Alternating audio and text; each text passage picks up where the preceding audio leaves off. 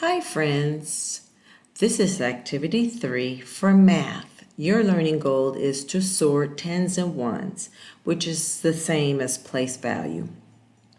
With this activity, you're going to read the sentence. Emily counts 22 soda cans. She wants to know how many tens and how many ones are in the number 22. So you're going to break apart 22. You have your ones columns, your tens columns.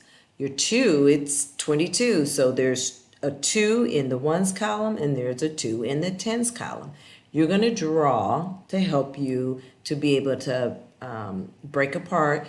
Draw a couple ones because there's 2. Draw 2 circles in the ones column, and then it says, well, how many sets of tens do we have? Well, look at the number. The number says 2. So you're going to draw 2 sets of tens. Then you go down to the bottom and you answer the question. How many tens? You put your number there. How many ones? You put your number there. And you're done.